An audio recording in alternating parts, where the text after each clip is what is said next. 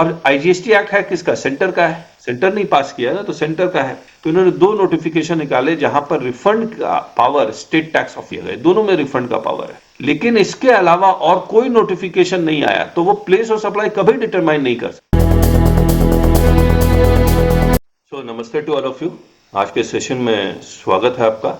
और हम लोग जो लास्ट के दो सर्कुलर बच गए थे, वो दोनों सर्कुलर आज कर 241 और 240 वो हो चुका है अपलोड। तो ये सर्कुलर नंबर 242 इसमें है clarification on place of supply of online services supplied by the suppliers of services to unregistered. अब मुझे एक बात बताइए, किस प्रिंसिपल्स पे टैक्स लगता था?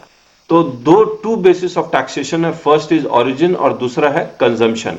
और दोनों का मतलब समझ लीजिए। जहां ओरिजिन का मतलब जहां से गुड्स पहली बार मूवमेंट हो रहा है, जिस जगह से गुड्स पहली बार मूवमेंट हो रहा है, उस जगह में जिसकी भी गवर्नमेंट है उसको टैक्स मिलेगा। That is origin. जैसे सीएसटी में अगर एग्जांपल लें, goods are moving from suppose Maharashtra to Delhi. तो अगर महाराष्ट्र टू दिल्ली मूव हो रहा है, ओरिजिन प्रिंसिपल में मैंने क्या बताया, जिस जगह से पहली बार गुड्स मूवमेंट हो रहा है उस जगह में जिसकी भी गवर्नमेंट होगी उसको टैक्स मिलेगा। अब महाराष्ट्र से दिल्ली मूव हो रहा है तो किसकी गवर्नमेंट है वहां पर? महाराष्ट्र की। तो ये सीएसटी का पैसा किस गवर्नमेंट को मिलेगा? महाराष्ट्र को मिलेगा। लेकिन कंजम्पशन प्रिंसिपल में ये कहता है कि जो स्टेट खर्चा कर रहा है उस स्टेट को पैसा मिले। तो यहां पर अगर महाराष्ट्र से दिल्ली गुड्स मूव हो रहा है, दिल्ली वाला पैसा खर्चा कर रहा है, तो इसका टैक्स का पैसा किस गवर्नमेंट को मिलेगा? दिल्ली गवर्नमेंट को। पूरा का पूरा जीएसटी जो है, it introduce a new system which was called consumption, या इसको हम लोग डेस्टिनेशन प्रिंसिपल भी बोलते हैं। अब पूरे जीएसटी में एक बात बताइए, ये प्रिंसिपल को एनफोर्स करने के लिए उन्होंने कौन से रूल्स या सेक्शंस बनाए? कोई भी एक, एनीवन। ये सिस्टम एनफोर्स हो जाए कंजम्पशन प्रिंसिपल वाला, ये इंश्योर करने के लिए दिल्ली को ही पैसा मिले, जो स्टेट खर्चा करेगा उसी को पैसा मिले। इसको इंश्योर करने के लिए कौन से? एनीवन। जीएसटी में सर सेक्शन 11, 12 जो प्लेस ऑफ सप्लाई बनाया। यस, आईजीएसटी में प्लेस ऑफ सप्लाई बनाया। सेक्शन 10, 11, 12 एंड 13 या 4 सेक्शन बनाए ना। अब इस चारों सेक्शन को पढ़ेंगे तो इसमें लिखा हुआ कि what is the place of supply. तो what is generally the place of supply? Place of supply क्या होना चाहिए? इस प्रिंसिपल को location of receiver. Place of supply क्या होना चाहिए? Location of receiver. Yes, location of recipient. Exceptions हैं कहीं कहीं कि जहां पर location of supplier is the place of supply, लेकिन generally place of supply is the location of recipient. Then only it will be insured कि दिल्ली वाले को, मतलब जो स्टेट खर्चा कर रहा है उसी को। अब एक बात बताइए, अब एक्सेप्शन में जैसे इमोल प्रॉपर्टी है, तो जहां पर इमोल प्रॉपर्टी लिखा लोकेटेड है वो है प्लेस ऑफ सप्लाई। तो कुछ कुछ एक्सेप्शंस भी हैं। अब मुझे एक बात बताइए, एक और मान लीजिए दिल्ली वाला महाराष्ट्र में जाके खर्चा करे। एक्स वर्क्स कॉन्ट्रैक्ट जो हमने अभी कल ही डिस्कस किया, आपके महाराष्ट्र वालों को बोलता है दिल्ली वाला, ऐसा है कि मैं ट्रक यहां लेके आऊंगा, लोड करो, लोड कर देना, मैं लेके चला जाऊं। एक्स वर्क्स कॉन्ट्रैक्ट है, एक्स फैक्ट्री सेल है। इस गुड्स की डिलीवरी कहां हुई? इस गुड्स की डिलीवरी कहां हुई? एक्स वर्ष कॉन्ट्रैक्ट में फैक्ट्री गेट पे हो गई, फैक्ट्री गेट पे कंप्लीट हो गई ना सेल। जी सर। अब फैक्ट्री गेट। अब इसका प्लेस ऑफ सप्लाई गुड्स का है, तो प्लेस ऑफ सप्लाई कहां से निकले? Place of supply depends upon if the recipient is registered IGST के हिसाब से। हाँ नहीं, सेक्शन 10, 11, 12, 13 किसके? यस आईजीएसटी के 10, 11, 12। नहीं, कौन से सेक्शन के हिसाब से? स्पेसिफिक सेक्शन बोले तो सेक्शन 10 10, 11 गुड्स का है, 12, 13 सर्विसेज का है, और 11 इंपोर्ट एक्सपोर्ट का है, तो 10 डोम का। करेक्ट है। सेक्शन 10 से पता लगेगा। आपको क्या लगता है सेक्शन 10 से प्लेस ऑफ सप्लाई क्या होना चाहिए? If the recipient is registered and then if we give the GST number, then the place of supply will be Delhi. If it is not registered, then the place of supply will be at Maharashtra. At Maharashtra. मैं आपको उसको हम लोग interpret गलत करते हैं। Section 10(1)(a involves movement of goods or removal of goods, where the supply involves movement of goods whether by the supplier or the recipient or by any other person. Movement हो रहा है, चाहे supplier move करे, कोई भी move. The place of supply of goods shall be the location of the goods at the time at which the movement of goods terminate for delivery to the recipient. अब ये इसको पढ़ के क्या लग रहा है आपको? क्या होना चाहिए प्लेस? जहाँ पे माल हैंड ओवर हो रहा है वहाँ को महाराष्ट्र हो जाएगा। जी सर। या फिर दिल्ली होगा? टर्मिनेट फॉर डिलीवरी लिखा है ना सर। हाँ, तो महाराष्ट्र ही होगा sir. Okay. Any other? Please बताइए। सर टर्मिनेट मतलब आगे डिलीवरी ना हो तो दिल्ली होना चाहिए। या दिल्ली होगा। Terminate for delivery to the recipient, that means buyer, I buyers mean, location. this termination for delivery means the delivery is not terminated. Delivery gets terminated Delhi only. Yes, Though the goods are handed over, but terminate.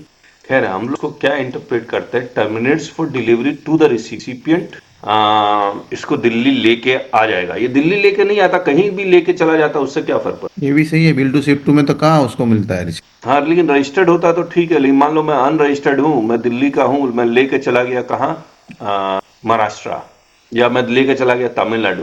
मैं इसको ना ये example लेता हूँ कि मैं दिल्ली का हूँ, मुझे तमिलनाडु में एक शादी अटेंड कर, तो मैं पहले महाराष्ट्र गया, वहां महाराष्ट्र से ज्वेलरी खरीदी 1 लाख रुपए और उसको लेके तमिलनाडु में जाके गिफ्ट कर, तो प्लेस ऑफ सप्लाई क्या हो? जो मैंने महाराष्ट्र से वो ज्वेलरी 1 लाख रुपए, सर महाराष्ट्र ही होगा। महाराष्ट्र ही होगा। And I am unregistered. Maharashtra हो गया क्योंकि आपने तमिलनाडु में जाके गिफ्ट किया, which is also in any case noted supply.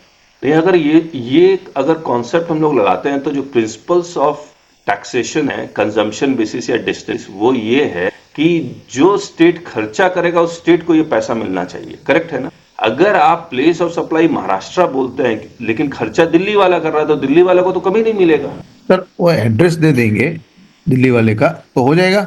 Delhi वाला का अगर एड्रेस लिख लेता तो हो ही जाएगा। वो तो क्लियर ही है ना। मतलब तो अब आपने एड्रेस नहीं दिया तब जाके वो तो अपने आप महाराष्ट्र ले लेगा। इसका मतलब ये जो एक्स वर्स कॉन्ट्रैक्ट या एक्स फैक्ट्री सेल के अकॉर्डिंग अगर आप इसको इंटरप्रेट करेंगे तो हमेशा गलत इंटरप्रिटेशन आएगा as per the principles of GST. जो जीएसटी लाने का जो कंजम्पशन प्रिंसिपल को वो सेटिस्फाई ही नहीं करेगा। तो मुझे लगता है ये terminates for delivery to the recipient, इसका मतलब रिसिपिएंट का जो एड्रेस है, original address, that should be the place of supply. अगर ये रजिस्टर्ड है तब तो मिल ही जाएगा, लेकिन अगर अनरजिस्टर्ड है तो उसको supplier should record the address. And why he will record the address? तो रूल 46 में, ये रूल 46 तो हमने यहां लिखा भी है, मैं का ये वाला एग्जांपल है, content of tax in F में लिखा हुआ है कि if the taxable supply is less than 50,000 तो मैंडेटरी नहीं, लेकिन अगर टैक्सेबल सप्लाई इज 50,000 और मोर तो supplier must record the address. इसके बाद अगर लेस देन 50,000 है तो मैंडेटरी नहीं है, लेकिन अगर ये क्लॉज इन्होंने इंसर्ट किया, कब इंसर्ट किया? 26/2022, और यहां लिखा कि provided that in cases involving supply of online gaming और इन cases where any taxable services is supplied by or through an electronic commerce operator or by supply of online OIDR to a recipient who is unregistered, irrespective of the value of such supply, a tax invoice issued by the registered person shall contain the name of the state of the recipient and the same shall be deemed to be the address on the record of the recipient. तो यह mandatory कर दिया, तो जो भी online वाला है उसके लिए तो मैंडेटरी है रिकॉर्ड करना। तो अगर एड्रेस रिकॉर्ड कर लेता, अच्छा ये जो है involving supply of online gaming, ये online gaming supply of services, hello, तो सेक्शन 12 आ जाएगा। और इन cases other online services where any taxable services, ये भी सर्विसेज है, इज सप्लाइड बाय और through an electronic commerce operator, OIDR भी सर्विसेज सप्लाई कर रहा है, तो इसका मतलब ये proviso is not applicable in case of supply of goods.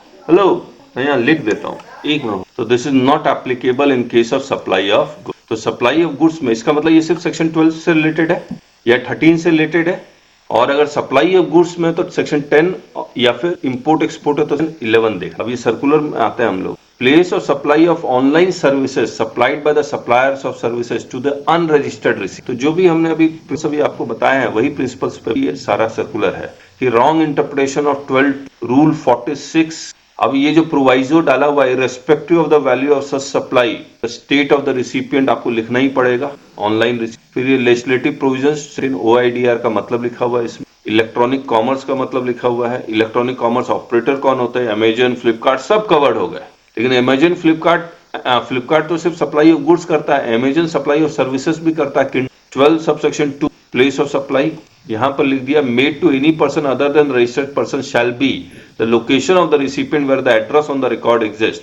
अब एड्रेस लेते ही नहीं थे तो उनको मैंडेटरी कर दिया, भैया एड्रेस लेना ही पड़ेगा। रूल 46 सब रूल F का proviso rule 46। It is accordingly clarified that provisions of proviso to rule 46 rule F of CGST rules shall be applicable in respect of all the online supplies of services supplied to an unregistered recipient in addition to the supply of online money gaming and OIDR service. अब इसमें जो लिखा हुआ है वो ये लिखा हुआ है कि ऑनलाइन मनी गेमिंग और इन केसेस और इन other case other online service, सब कुछ कवर्ड है। Some of the examples of such services are subscription of e newspapers, e magazines, online subscription of entertainment services, OT online telecom services, digital services through mobile application. इस किताब में supplier should devise suitable mechanism to assure collection of such details from unregistered receiver before making any supplies to him. Anyone? कोई opinion? If the recipient does not provide the address हाँ in case of services, हाँ तो circular इसको exemption करता है? नहीं, rule 46 sub rule F का proviso तो कह रहा है ना कि आपको एड्रेस लेना minute. What does circular says? Circular भी वही बात रिपीट कर, नई बात नहीं है। जो क्लैरिफिकेशन वाली क्या बात हो गई? नहीं, वो पता नहीं लोग कैसे इंटरप्रेट कर रहे थे। और कोई अच्छा, मैं एक बात और बता दूं, आने वाले समय में प्लेस ऑफ सप्लाई का प्रूफ किसके पास है? मान लीजिए कैसे नोटिस आएंगे, सेंटर का ही है, स्टेट का नहीं है। हाँ, प्लेस ऑफ सप्लाई के अभी कोई नोटिस आएंगे जब ऑडिट ऑडिट होगा। मान लीजिए आपने इनवॉइस पे एड्रेस नहीं लिया और वो भी 2022 से, और इसमें एड्रेस नहीं है, तो वो कंप्लाई करवाएंगे रूल 46 सब रूल F का प्रोवाइजो। दूसरा, मान लीजिए आपने प्लेस ऑफ सप्लाई दिल्ली लिख के GSTR 1 भी फाइल किया हुआ है। अब कोई डिपार्टमेंट का ऑफिसर आता है और कहता है कि नहीं, ये दिल्ली नहीं होना चाहिए, ये तमिलनाडु होना चाहिए, तो आपने प्रोविजन को मान लीजिए 10(1)(a) के अकॉर्डिंग आपने प्लेस ऑफ सप्लाई दिल्ली लिखा, डिपार्टमेंट का बंदा आता बोले नहीं तमिलनाडु होना चाहिए। बताइए, तो आपको तमिलनाडु में भी GST जमा कराना पड़ेगा और दिल्ली में रिफंड के लिए अप्लाई करना पड़ेगा। दिनेश जी, आप ये कह रहे हैं कि जो डिपार्टमेंट का ऑफिसर कह रहा है वो अगर वो सही है तो नहीं, उसी को क्वेश्चन। तो सबसे पहले कि whether department has the jurisdiction और not to determine whether this place of supply should not be Delhi and it should be Tamil Nadu। तो आपको IGST एक्ट का सेक्शन 4 आप देखिएगा तो सिर्फ सेंटर जुरिडिक्शन को ही पावर है to question the place of supply. State jurisdiction do not have the power to question the place of. हमने कई बार डिस्कस किया हुआ है, मैं आपको एक बार दोबारा, हमारी किताब है, अगर जिसके पास नहीं है उनको जरूरत पड़ेगी। 4 authorisation of office of state tax और duty tax as proper office. तो ये नोटिफिकेशन निकालेंगे तब जाके IGST का पावर उन ऑफिसर्स को मिलेगा। और उन्होंने 2 नोटिफिकेशन निकाले। और IGST एक्ट है किसका? सेंटर का है, सेंटर नहीं पास किया ना, तो सेंटर का है। तो इन्होंने 2 नोटिफिकेशन निकाले जहां पर रिफंड का पावर स्टेट टैक्स ऑफ किया गया, दोनों में रिफंड का पावर है। लेकिन इसके अलावा और कोई नोटिफिकेशन नहीं आया, तो वो प्लेस ऑफ सप्लाई कभी डिटरमाइन नहीं कर सकते। तो हमारे केस में हुआ भी था, तो हमने उसको यही दिया भी, इसको दिया, तो फिर वो मानने को तैयार नहीं है। फिर हमने extract of 9th GST council, 22nd GST council, ये सब तब जाके उनको समझ में आया कि state department do not have the power to question the place of. अगर उनको क्वेश्चन करना है, they should transfer the centre, या वो भी DGGI को, क्योंकि सेंटर जुरिडिक्शन तो ऐसे भी नहीं कर सकता। तो अब जब ऐसे नोटिस आए तो सबसे first you question the jurisdiction of the office, then बाकी तो प्रोविजन। Any other opinion? अब हम लोग सर्कुलर 243 वाउचर्स। अच्छा, is vouchers taxable in GST? Hello, is vouchers taxable in? No. Press release से पहले तक तो हम लोग को यही लगता था वाउचर्स आर टैक्सेबल। इसीलिए टाइम ऑफ सप्लाई में, time of supply of goods and time of supply of service, दोनों में वाउचर्स की टैक्सेबिलिटी का टाइम ऑफ सप्लाई लिखा। लेकिन अब इन्होंने जब 55th GST काउंसिल का जो प्रेस रिलीज हुई, तो उन्होंने कहा वाउचर से रिलेटेड सब कुछ वो डिलीट कर रहे हैं। Time of supply of goods and time of supply of the deleting है। और डिलीट तो अब होगा जब 1 फरवरी को बजट आएगा, लेकिन 1 फरवरी से पहले 31 दिसंबर 2024 को उन्होंने सर्कुलर निकाल के ये क्लेरिफाई कर दिया कि वाउचर्स आर नॉट टैक्सेबल के रीजंस दिए हुए हैं, and they are not taxable. कब से नॉट टैक्सेबल होगा बताइए? 1 जुलाई 2017 से नॉट टैक्सेबल होगा, या जब 31 दिसंबर 2024 जब सर्कुलर आया, या जब फिर बजट के प्रोविजंस एप्लीकेबल हो जाएंगे तब से नॉट टैक्सेबल? हेलो, 1 जुलाई से सर, 1 जुलाई 2017 से नॉट टैक्सेबल होगा, याद रखिए, क्योंकि लेवाई के प्रोविजंस एप्लीकेबल ही नहीं है। अब बताते हैं क्यों नहीं है। वाउचर्स में होता क्या है, वाउचर्स का नेचर क्या है कि एक मान लीजिए क्रोमा ने, रिलायंस ने क्रोमा से 10,000 वाउचर्स खरीदे, हर एक वाउचर में 5,000 का मनी भर, तो हर एक वाउचर का जो प्राइस है वो कितना है? 5,000। और इसमें लिख दिया कि क्रोमा में जाके 5,000 रुपए तक का सामान आप खरीद सकते हैं, तो वो 5,000 रुपए का सामान खरीद। ये जो वाउचर, अब ये क्रोमा ने रिलायंस को दिए वाउचर, रिलायंस अपने एम्प्लॉयज को देगा। तो क्या ये ट्रांजेक्शन जो हुआ क्रोमा और रिलायंस के बीच में या रिलायंस और एम्प्लॉयज के बीच, whether this transaction will be taxable since the vouchers is having the value. अच्छा एक बात बताइए और छोड़िए, मान लीजिए मैं चेक काट के देता हूँ और उसमें लिखता हूँ ये 5,000 रुपए और मैं आपको देता हूँ, बोला बैंक से जाके पैसे ले, इज इट टैक्सेबल ट्रांजेक्शन? नहीं सर, नहीं It's not a service. Not taxable. Why it is not taxable? Since because it is transaction in money. because it is transaction only in money. Yes. अच्छा मैंने आपके Paytm wallet पे UPI कर दिया 10,000 रुपया, is it taxable? Again it is transaction only, correct है। अब मुझे एक बात बताइए, क्रोमा ने, रिलायंस ने इसको क्रोमा को 5,000 रुपये दिए, क्रोमा ने 5,000 रुपए का वाउचर दे दिया, is it taxable? No. Y?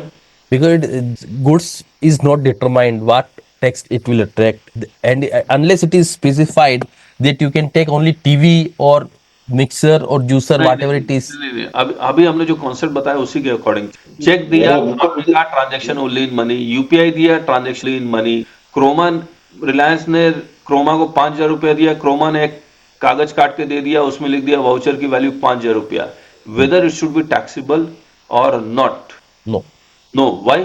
Because again it is transaction only in, लेकिन ये लोग टैक्स कर रहे थे, जैसे दिनेश जी बता रहे हैं कि गुड्स डिटरमाइन हो जाएगा तो ये हो जाएगा, नहीं डिटरमाइन हुआ तो जब रिकवरी हो, जब रिडीम होगा तब टैक्सेबल। तो वो सब कॉन्सेप्ट अब वो ये इसमें लिख रहे हैं सर्कुलर में कि at the time of this transaction vouchers transaction will not be taxable because it is transaction only in money और इट इज एक्शनल। अब देखिए क्या कहे, बोलता आरबीआई ने कोई पीपीआई एक्ट है शायद, जिसमें अगर वो रिकॉग्नाइज कर लेता है उस इंस्ट्रूमेंट को, then it becomes transaction only in money. क्या कह रहा हूं मैं? If the RBI recognises that instrument then it becomes transaction only in money. लेकिन अगर आरबीआई उसको रिकॉग्नाइज नहीं करता है देन क्या होगा? If RBI recognises then it is transaction in money, if RBI do not recognise तब वो वाउचर का पेपर ट्रांजेक्शन रहेगा, हाँ जी, खाली paper transaction, no money transaction. सिर्फ पेपर ट्रांजेक्शन, करेक्ट। जैसे cheque is recognised, UPI payment is recognised, bill of exchange, promissory notes are recognised, but this vouchers are not recognised. तो what are vouchers? तो बोलता है vouchers are actionable claims, vouchers are actionable claims. And what are actionable claim? कि अगर किसी paper को देने से उसके बदले पैसा मिलता है then they are actionable claim. Action जिसके ऊपर, उस क्लेम के ऊपर जिस पे आप एक्शन ले सकते हैं, दे आर एक्शनेबल। तो vouchers are actionable claims. If they are actionable claims then whether actionable claims are taxable? Hello, no sir, मतलब शेड्यूल 3 के sir No, sir. Money No, actually- betting gambling no supply है, online gaming exception है। तो schedule 3 में no supply है। Actionable claim के exception है, जैसे betting is an actionable claim, lottery is an actionable claim. तो ये सब एक्शनेबल क्लेम है, लेकिन actionable claim other than betting, lottery, ये सब लिखा हुआ है, करेक्ट। तो voucher is not betting, lottery, therefore voucher is an actionable claim and therefore schedule 3 में it is no supply. It becomes actionable claim only after achievement of target. Okay. Becomes actually the actionable claims only after achievement of targets. अब देखिए vouchers RBI recognises as PPI, yes, अगर yes है तो voucher become PPI, PPI becomes money, money is not goods, money is not services, vouchers are not, correct. इसको मैं ऐसे बता देता हूं कि if vouchers are treated as money then goods और सर्विसेज के डेफिनेशन में लिखा हुआ है कि मनी, मैं गुड्स याद नहीं, goods means every kind of movable property other than money, services means anything other than goods, money and security. इसीलिए हमने लिख दिया यहाँ पर गुड्स के डेफिनेशन में मनी नहीं है, सर है, और voucher treated as money, that treated as no supply because neither goods not service. लेकिन if RBI does not recognizes तो ये मनी नहीं है, तो फिर अब हम लोग को चेक करना पड़ेगा एक्शन। इसको समझने के लिए मैं आपको देखिए, actionable claims other than specified action और actionable claims are under schedule 3, और शेड्यूल 3 में ये लिखा हुआ है कि अच्छा यही तो entry number 6, actionable claims are no supply, लेकिन specified actionable claims will be treated as supply. A specified actionable claim means the actionable claim involved in or by way of betting, casinos, gambling, horse racing, lottery, online money gaming. Online money gaming defined, online gaming defined, online money gaming defined, virtual digital asset defined, और ये action अभी circular में आता है। तो voucher is not betting, voucher is not casino, voucher is not gambling, voucher is not horse racing, voucher is not lottery, voucher is not online money gaming, voucher is not specified actionable claim, therefore voucher is actionable claim, therefore voucher will not be treated as vouchers will transaction in voucher shall be treated as.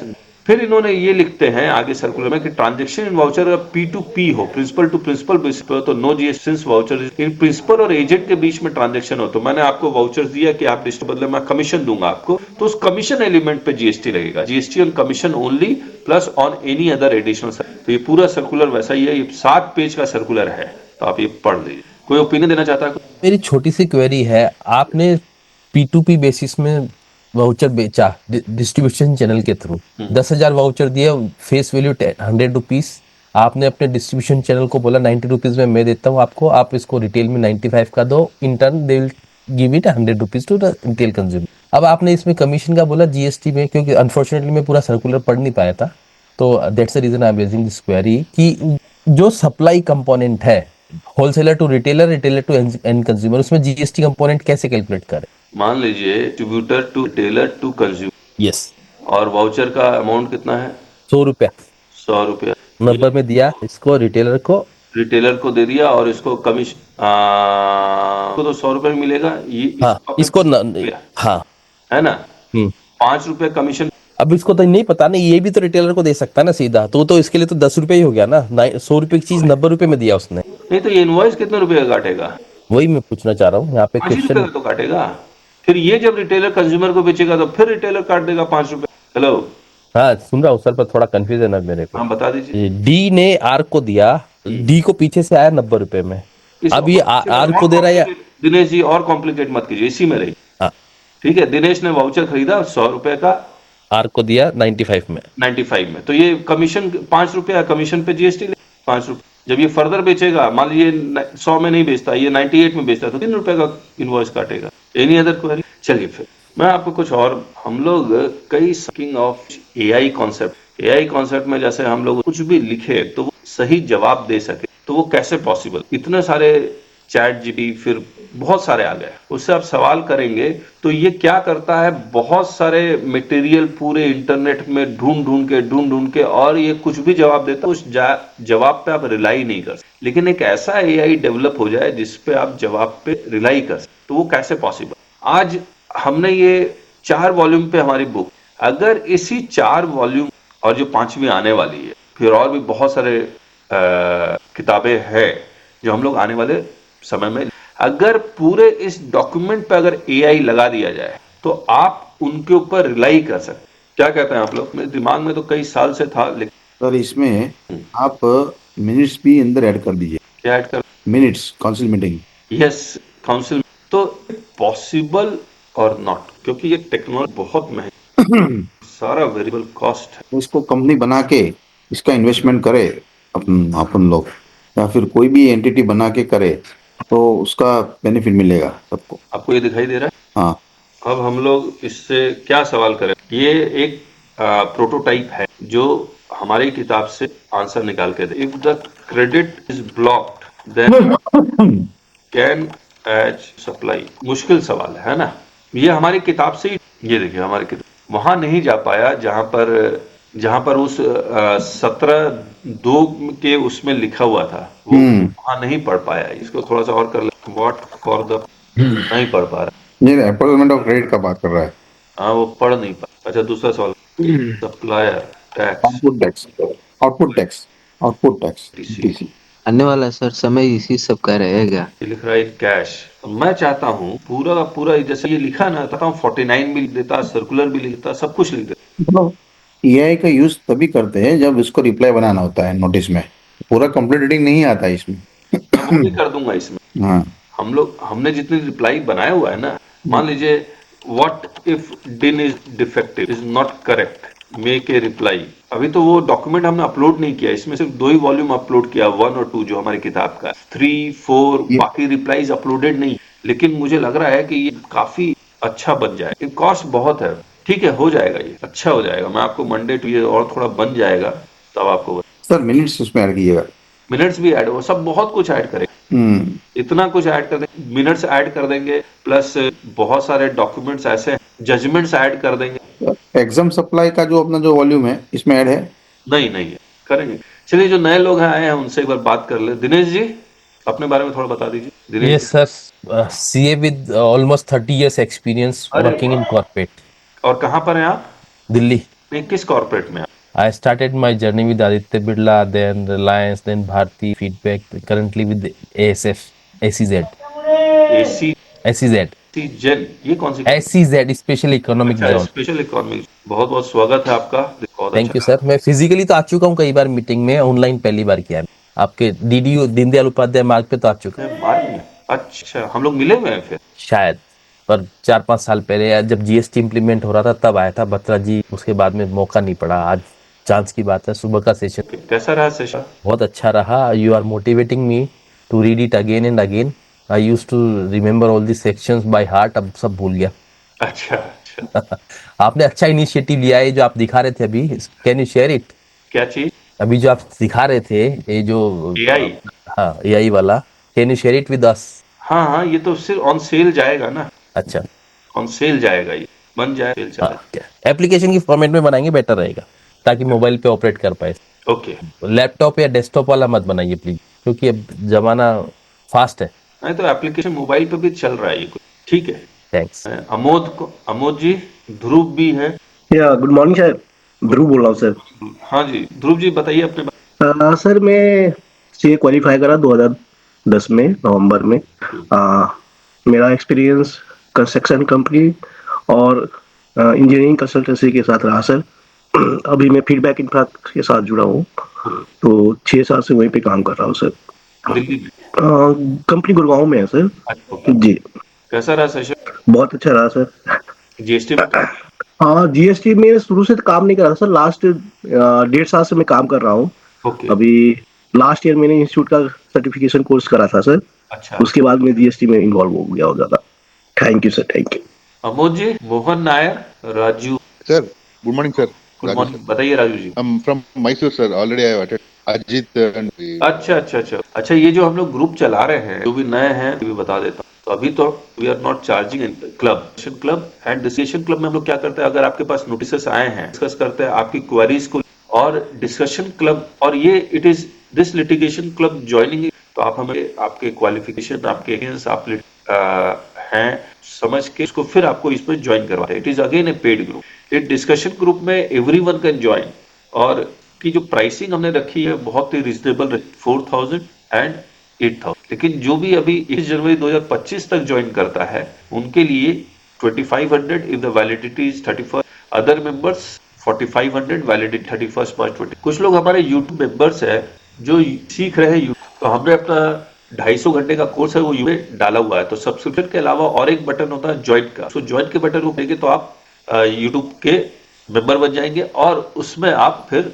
पूरा GST, क्योंकि वो YouTube में monthly basis में कुछ दे ही रहा है, इसीलिए हम ये वाला ग्रुप ज्वाइन करने के बाद ये ज्वाइनिंग, और आपको मिनिमम 199 से फिर electrifying industries handling GST 599 per month. इसमें मैक्सिमम लोग इसी को ज्वाइन करते हैं। कारण ये है कि लाइव GST नोटिस को हमने डिस्कस किया है, हर एक सेक्शन को डिस्कस किया है, 73, 74 और डिटेल में डिस्कस, तो ये भी 100 आवर्स का पूरा का पूरा। तो मैं उम्मीद करता हूँ जो लोग भी आए हैं, और हम लोग का टाइमिंग वही है 7:30 to 8:30, और ट्यूसडे एंड फ्राइडे अपडेशन लगातार आने लगा। तो अभी तो फ्री चल रहा है, लेकिन आने वाले समय तभी हम लोग ज्वाइनिंग मेंबर्स के लिए ही। एनी अदर क्वेश्चंस लोग रैप अप करें? चलिए फिर